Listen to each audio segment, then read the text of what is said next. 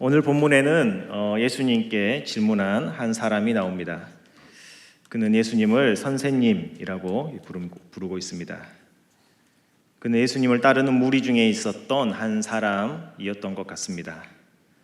그러나 예수님은 그 사람에게 이 사람아라고 호칭을 사용하십니다. 이 냉소적인 호칭은 이 책망의 뉘앙스를 가지고 있습니다.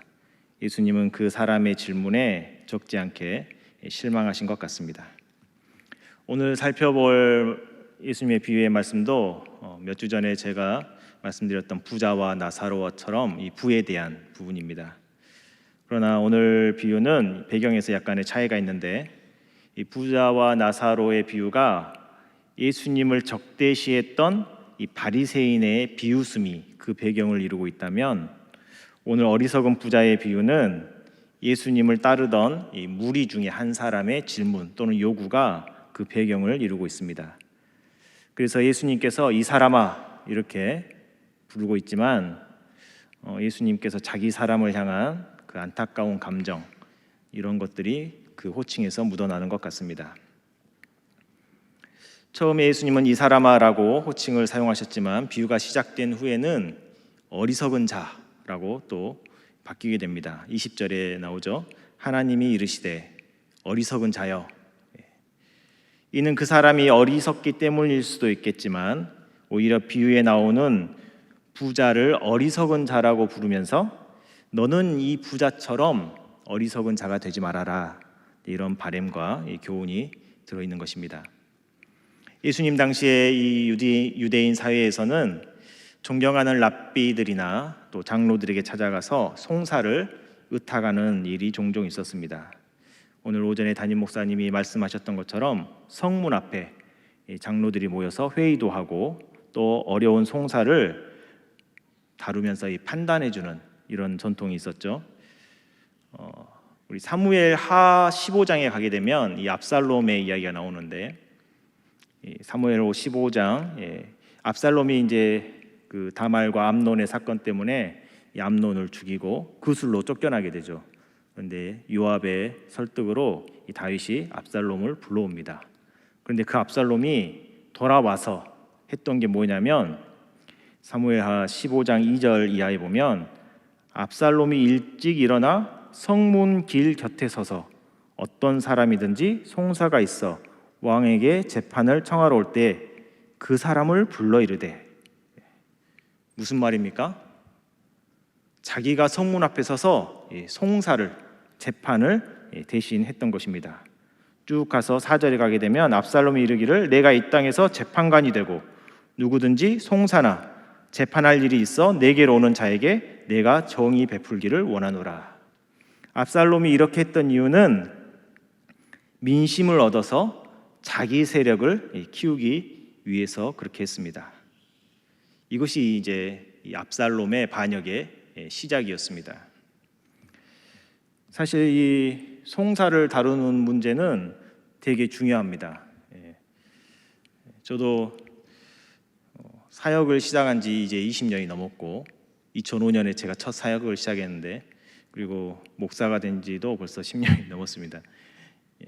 근데 가장 어려운 문제는 성도들이 저에게 송사를 물어볼 때입니다. 저희 부교육자들한테는 그런 권한이 없어요. 그리고 그것이 옳다 그르다 말을 해서도 안 됩니다. 저희에게 그것을 이야기하는 것은 저희를 우리 교회에서 쫓겨나게 만드는 일일 수도 있습니다.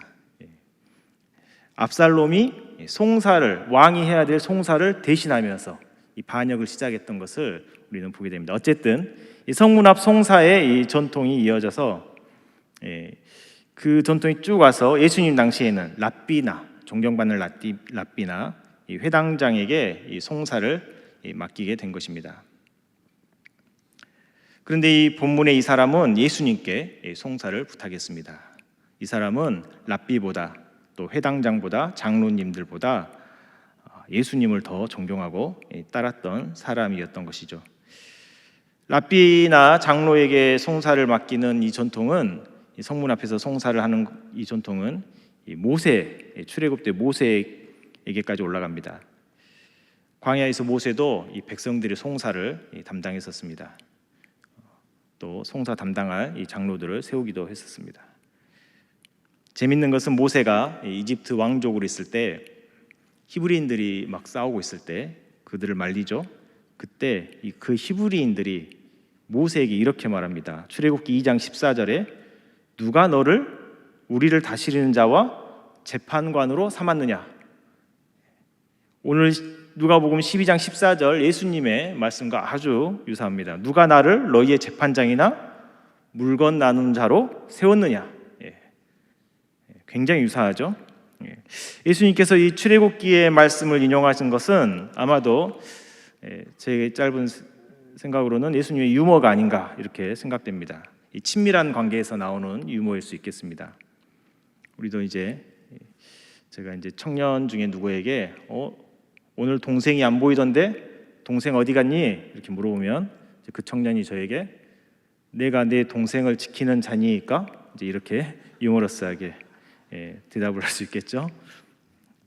감사합니다. 이런 상황을 생각해 본다면 이 표현을 통해서 예수님과 예수님을 따르는 무리들의 이런 친밀도도 우리가 알 수 있겠습니다.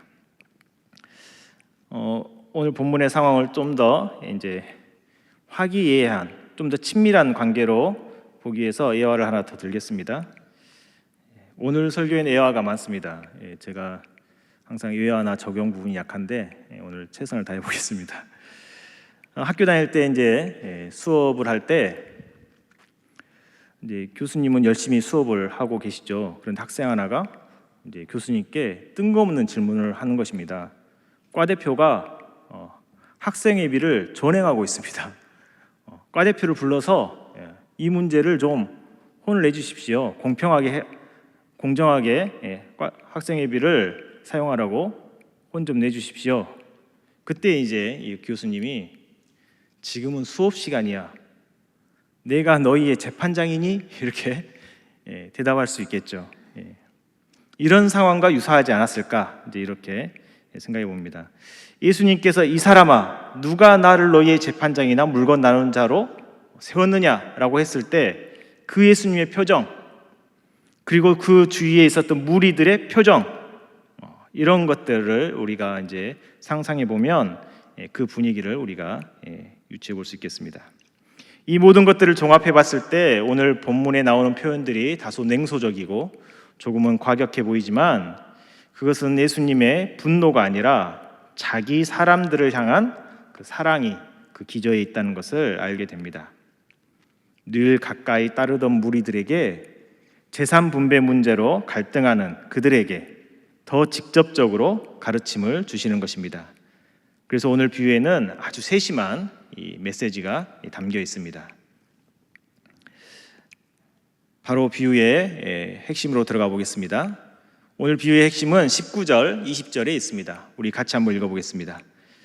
또 내가 내 영혼에게 이르되 영혼아 여러 해 쓸 물건을 많이 쌓아두었으니 평안히 쉬고 먹고 마시고 즐거워하자 하리라 하되 하나님은 이르시되 어리석은 자여 오늘 밤에 내 영혼을 도로 찾으리니 그러면 내 준비한 것이 누구의 것이 되겠느냐 하셨으니 부자는 자기 영혼을 위해 재물을 쌓았습니다. 예수님은 일부러 이 자기 영혼이라는 표현을 쓰셨는데 이 자기 자신을 가리키는 이 자기 영혼이라는 표현은 의도된 것입니다. 왜냐하면 예수님은 우리 영혼의 주인이 하나님이신 것을 가르쳐 주시려고 한 것입니다. 20절 말씀 예수님은 하나님께서 영혼을 도로 찾으신다 이렇게 말씀합니다. 하나님께서 주신 영혼, 하나님께서 주신 생명, 하나님께서 다시 걷어 가시는 것입니다. 우리의 영혼, 우리의 생명은 모두 하나님께서 주신 것이고 그 말씀이 무엇입니까? 우리는 하나님의 소유라는 것을 일깨워 주시는 것입니다. 나의 것이 없는 거죠. 우리는 하나님께서 부르시면 누구도 예외 없이 하나님 앞으로 가야 합니다. 하나님께서 우리의 주인이시기 때문입니다. 그러나 이 비유에는 나로 가득 차 있어요. 17절부터 나오죠. 내가 내 곡식을 18절에 또 이르되 내가 이렇게 하리라. 내가 나의 영혼, 나의 소유, 나의 것, 내가. 이 나는 누구의 것입니까? 하나님의 것이죠. 결국 부자가 자기를 위해서 쌓아두었던 것은 아무것도 자기 자신을 위한 것이 되지 못했습니다. 하나님은 우리 영혼의 주인이시고 우리 생명의 주인이십니다. 우리의 생명이 우리가 가진 소유의 넉넉한 것에 있지 않고 생명의 주인이신 하나님께 있다는 것을 예수님께서 가르쳐 주고 계십니다. 하나님만이 우리에게 영생을 주실 수 있습니다. 어느 누구도 자신의 생명을 1시간도 1분도 연장해 달라고 하나님께 요구할 수 없습니다. 지금 우리가 누리는 시간들, 이 모든 것들은 하나님께로부터 부여받은 거저받은 은혜라는 것을 깨닫는다면 우리는 그제서야 비로소 하나님에 대하여 부여한 삶이 무엇인지 묵상하게 되는 것입니다. 또 하나 오늘 본문은 이 정의에 대해서 말씀하고 있습니다. 정의에 대한 메시지가 있습니다. 우리는 정의에 대해서 관심이 많습니다. 예수님께 질문했던 이 사람에게 정의는 무엇이었을까요? 그 사람에게 정의는 공정한 분배라고 생각했을 것입니다. 그러나 공평한 분배는 그 사람에게 정의였을지 모르겠지만 제가 보기에는 이 공평한 분배는 그 사람에게 갈등의 핵심이기도 했습니다. 만약 공평한 분배가 이루어진다면 이 분배가 해결되었다고 해봅시다. 그렇다면 갈등은 해결되었을까요? 오히려 그 형과의 관계는 영원히 깨질 수도 있습니다. 관점에 따라 각 사람의 생각하는 정의가 갈등의 요소가 되기도 하고 정의가 되기도 합니다. 사람들은 저마다의 이 정의의 개념을 갖고 있습니다. 각 사람이 가지고 있는 정의에 대한 생각을 통해서 그 사람의 욕망을, 그 탐심을 알게 됩니다.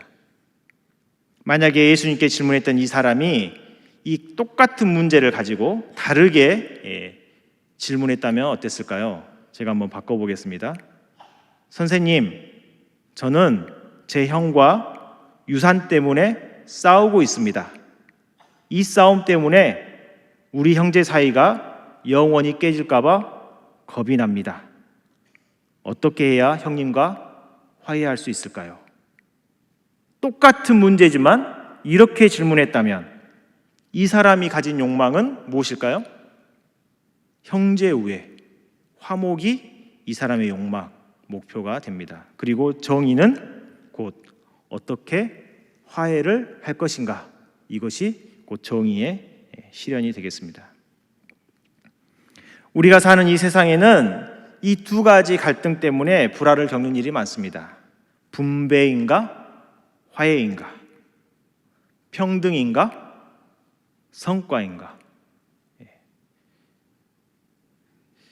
이것도 제가 예가 될지 모르겠지만 예화를 한번 들어보겠습니다. 저에게 아들 둘이 있는데 그 아이들이 유치원 때 있었던 일인데, 유치원 때만 있었던 건 아닙니다. 늘 싸웁니다. 허구한 날 애들이 싸우죠. 이제 주로 싸움이 뭐냐면 이 장난감 하나를 가지고 싸우는 거예요. 장난감이 부족해서 싸우는 게 아닙니다. 장난감은 많습니다. 그런데 꼭 하나를 가지고 내가 먼저 잡았어. 아니야. 아까 내가 가지고 놀려고 놔뒀던 거야. 아니야. 어제부터 내가 가지고 놀았어. 아니야. 이건 원래 내 거였어. 아니야. 엄마가 저번에 내 거라고 했었어. 뭐 이렇게 이제 장난감이 없는 게 아닙니다. 꼭 하나를 가지고 이제 싸우는 거예요. 네 거야, 내 거야 이렇게. 그래서 제가 한번 본보기를 보이려고 그 장난감을 뺏었습니다. 그리고 제가 이제 정의를 실현하는 거죠. 앞으로 장난감을 가지고 싸우면 그 장난감은 버리겠다. 그리고 본보기로 그 장난감을 정말로 쓰레기통에 버립니다. 제가 원하는 정의는 무엇입니까?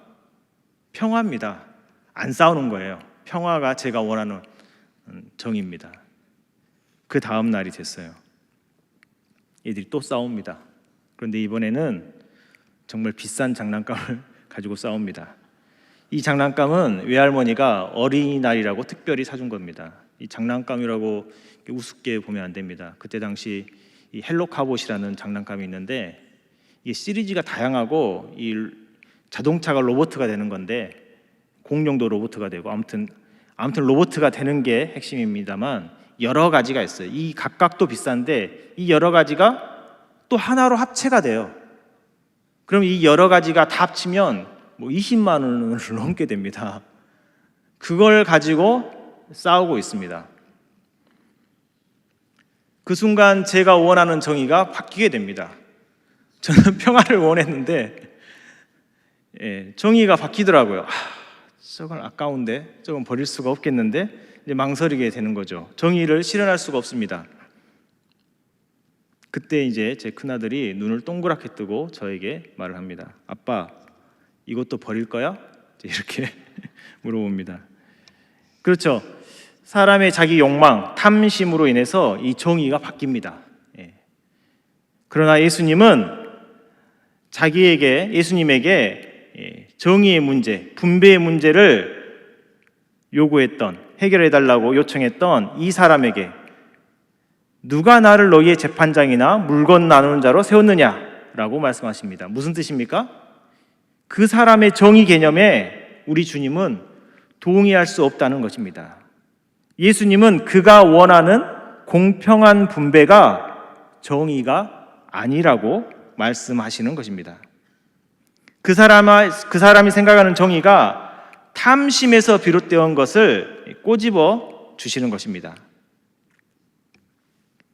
그리고 예수님은 진정한 정의에 대해 오늘 비유로 말씀해 주시는 것입니다. 그것은 바로 우리가 하나님의 소유라는 것입니다. 이 땅의 그 어떤 것도 자기 소유를 주장할 권리가 없다는 것입니다. 사무엘상 2장 6절 이하에 나와 있죠. 여호와는 죽이기도 하시고 살리기도 하시며 수월에 내리기도 하시고 거기에 올리기도 하시는도다. 여호와는 가난하게도 하시고 부하게도 하시며 낮추기도 하시고 높이기도 하시는도다. 가난한 자를 진토에서 일으키시며 빈궁한 자를 거름더미에서 올리사 귀족들과 함께 앉게 하시며 영광의 자리를 차지하게 하시는도다. 땅의 기둥들은 여호와의 것이라. 여호와께서 세계를 그것들 위에 세우셨도다. 모든 것은 하나님의 것입니다. 하나님이 우리 모두의 주인이시기 때문에 예고 없이 우리를 부르시고 또 우리를 부르실 때 우리는 그 어느 것도 가지고 갈 수가 없습니다. 공의로우신 하나님 한 분만이 의로우시고 정의를 판단하실 수 있습니다. 정의에 대한 생각, 기준을 자기의 욕망, 이해관계에 맡기지 말고 하나님께 맡겨야 하는 것을 예수께서 우리에게 알려주시는 것입니다.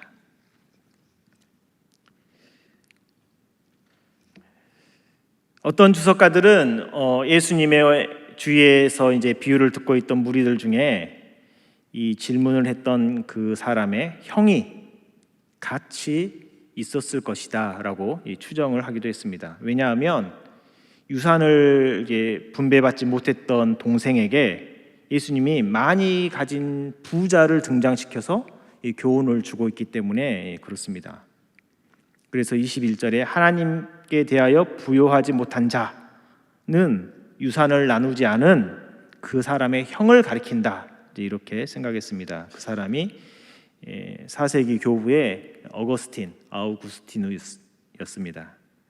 어거스틴은 이렇게 말합니다. 부자는 이웃의 배가, 그 형제의 배가 자기 곳간보다 더 안전한 저장고임을 깨닫지 못했다. 이렇게 주석하면서 하나님께 대하여 부요한 자는 자기 소유를 이웃과 함께 나누는 것이다 라고 말했습니다. 어거스틴의 스승이었던 암브로시우스도 비슷한 맥락에서 교훈을 줍니다. 우리가 가지고 떠날 수 없는 것들은 자기 소유가 아니다. 우리가 베풀었던 긍휼만이 우리를 따라올 뿐이다. 이렇게 말하면서 예수님의 이 가르침이 이웃에게 베풀라는 것으로 보았습니다. 저는 이 베품과 나눔에 대한 예수님의 가르침은 성경의 다른 부분에서 더 직접적이고 분명하게 많이 나온다고 생각합니다. 오늘 비유에서는 예수님은 다른 관점을 우리에게 알려주신다고 묵상해 보았습니다.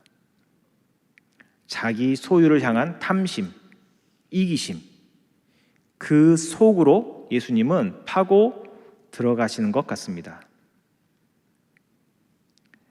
예수님은 지금 이 가르침의 대상이 예수님 자신을 따르던 무리들, 친밀한 관계에 있었던 예수님을 따르는 무리들이었기 때문에 자기 사람들에게 더 세심하게 가르침을 주시고자 한 것 같습니다. 그들 자신 속에 있는 욕망과 정의 개념에 대해서 살펴보기를 원했던 것입니다. 오늘 비유의 이 부자와 같은 이기심, 탐심을 경고하는 부분이 이사야 5장 7절에 나와 있습니다. 우리 같이 한번 볼까요? 이사야 5장 7절부터 9절까지인데 우리 같이 한번 읽어보겠습니다. 무릇 만군의 여호와의 포도원은 이스라엘 족속이요 그가 기뻐하시는 나무는 유다 사람이라. 그들에게 정의를 바라셨더니 도리어 포악이요 그들에게 공의를 바라셨더니 도리어 부르짖음이었도다. 가옥에 가옥을 이으며 전토에 전토를 더하여 빈틈이 없도록 하고 이 땅 가운데서 홀로 거주하려는 자들은 화 있을진저. 만군의 여호와께서 내 귀에 말씀하시되 정령이 허다한 가옥이 황폐하리니 크고 아름다울지라도 거주할 자가 없을 것이며. 가옥에 가옥을 이으고 집을 사들이고 또 새로 짓기도 하고 그래서 집부자가 되는 것입니다.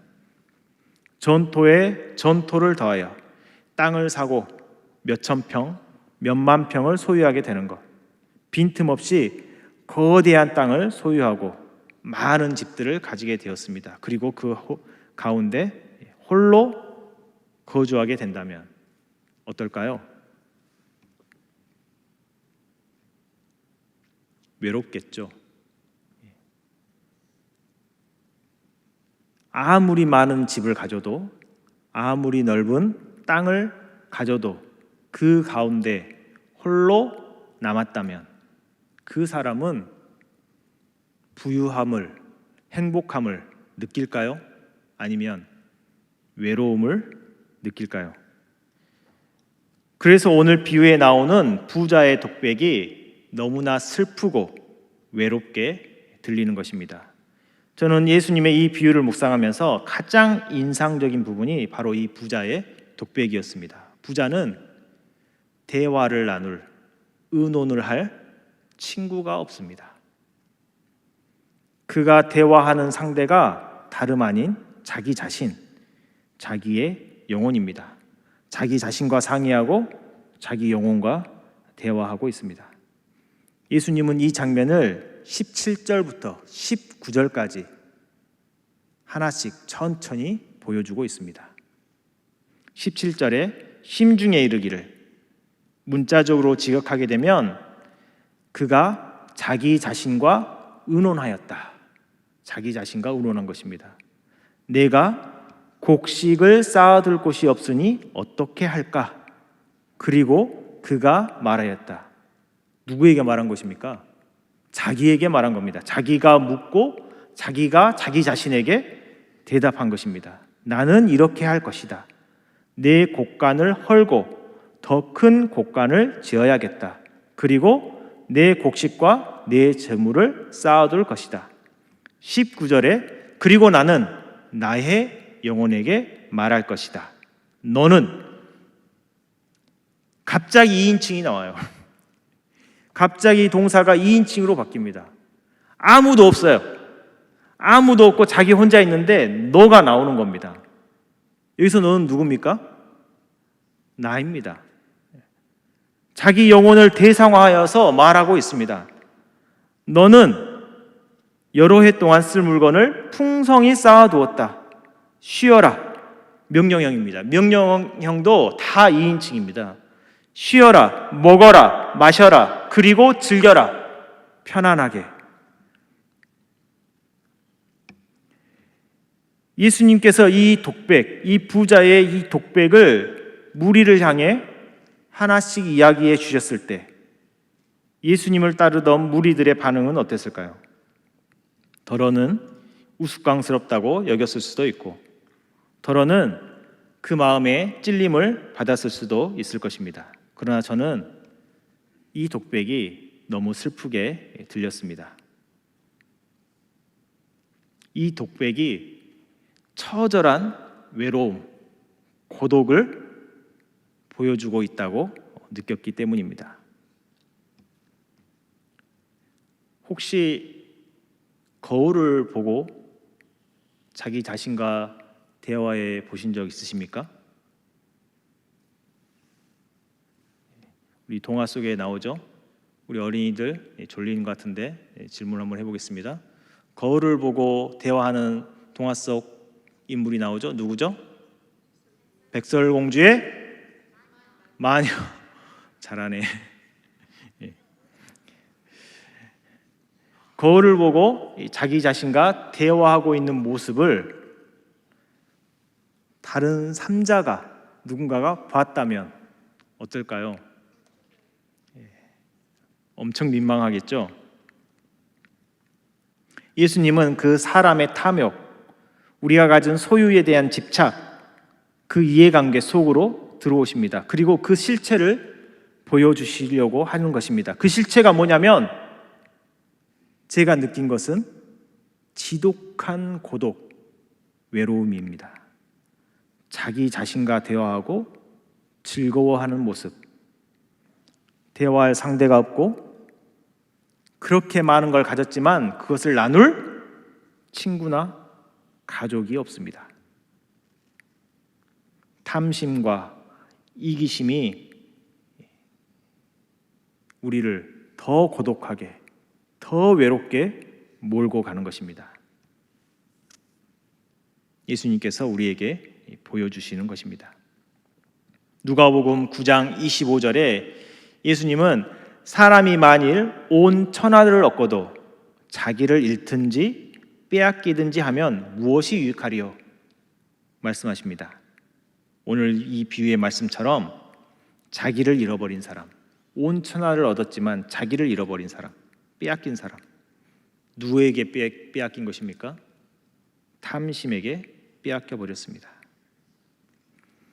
온 천하의 주인이신 하나님의 자녀인 우리가, 그래서 하나님의 자녀로서 하나님이 지으신 온 천하를 소유하게 된 우리가 탐심으로 인해 자기 자신을 잃어버리게 된다면 결국에 온 천하도 하나님도 잃어버리게 되는 것입니다.